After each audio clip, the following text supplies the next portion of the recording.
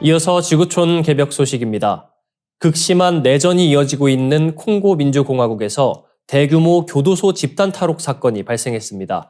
이 과정에서 여성 수감자들이 끔찍한 피해를 입은 사실이 알려져 국제사회에 충격을 주고 있습니다. 영국 BBC는 2월 6일 UN 발표를 인용해 탈옥 사건 중 여성 100여 명이 성폭행을 당한 후 불에 태워지는 등 잔혹한 범죄가 자행됐다고 보도했습니다.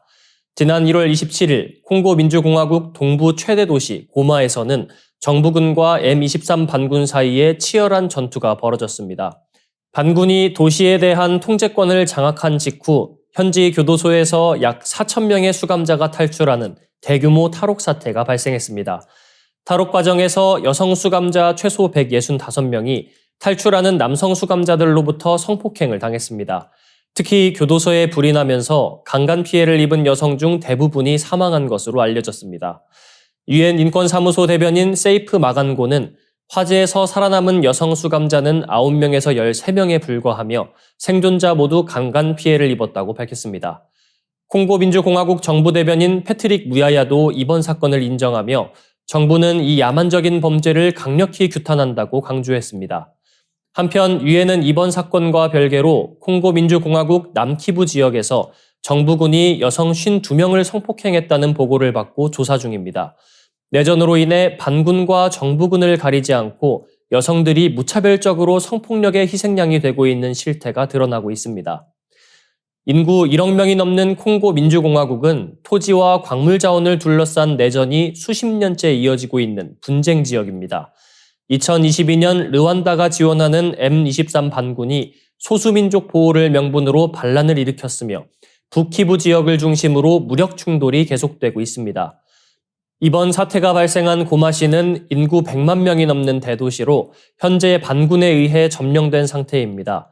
시내 곳곳에는 전투로 인한 희생자들의 시신이 방치되어 있으며 흉악범들이 탈옥하면서 도시 전체가 극심한 혼란에 빠진 상황입니다.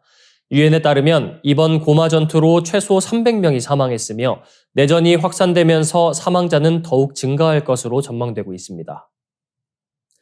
다음 뉴스입니다. 트럼프 2.0 시대에 LNG 운반선과 초대형 원유 운반선의 신규 건조 수요가 급증할 전망입니다. 이에 따라 HD 한국조선해양, 삼성중공업, 한화오션 등 국내 조선 3사의 수주 기대감이 커지고 있습니다. 글로벌 조선 해운 투자금융사 클락슨 시큐리티스는 2029년까지 최대 126척의 LNG 운반선 신규 발주가 예상된다고 분석했습니다. 이는 바이든 행정부 시절 중단됐던 미국의 LNG 수출 프로젝트가 트럼프 행정부에서는 재개되고 있기 때문입니다. LNG 운반선은 한 척당 약 3,760억 원의 고부가가치 선박으로 한국 조선업체들이 글로벌 시장을 주도하고 있습니다. 현재 운항 중인 LNG 운반선 750여 척 중 700척 이상이 국내 조선 3사에서 건조된 것으로 알려졌습니다. 미국이 중국 국영조선사를 블랙리스트에 올린 점도 국내 조선업체들의 수주 경쟁력을 높이는 요인으로 작용하고 있습니다. 초대형 원유 운반선 시장도 확대되고 있습니다. 노르웨이 헌터그룹은 내년까지 150척 이상의 VLCC가 추가로 필요할 것으로 전망했습니다. 이 VLCC는 최대 30만 톤의 원유를 운반할 수 있는 초대형 선박으로 한 척당 약 1,860억 원에 달하는 고가의 선박입니다. 현재 예상되는 VLCC 신조 발조 규모는 약 28조 원에 이릅니다. VLCC 수요 증가는 미국과 캐나다의 원유 생산 증가, 캐나다의 원유 수출 경로 변경, 이란 제재 강화 등으로 인해 더욱 가속화될 것으로 보입니다.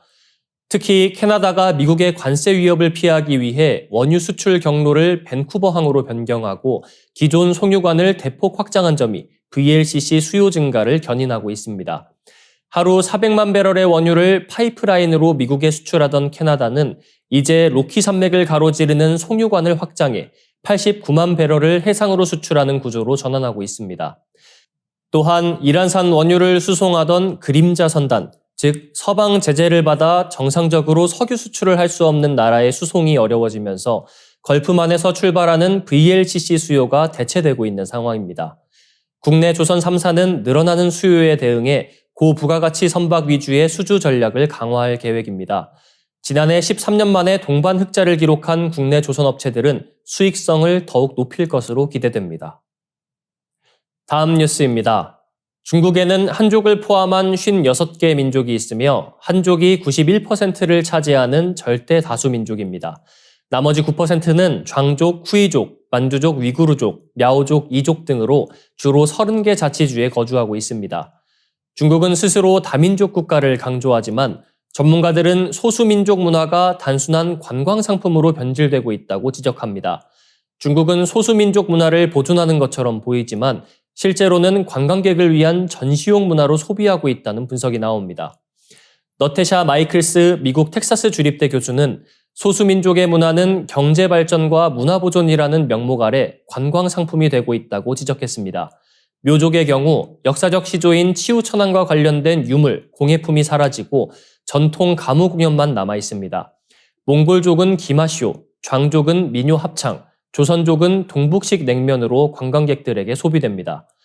중국 국영방송 CCTV는 신장 위구르 자치구를 배경으로 한 드라마 나의 알타이를 방영했지만 위구르족의 정체성보다는 자연 경관을 강조하는 방식으로 제작되었습니다.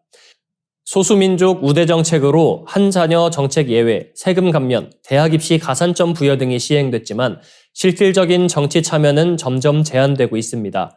2002년 중국 공산당 중앙위원회 간부 중 소수민족 비율은 7.6%였지만 2022년에는 4.39%로 감소했습니다.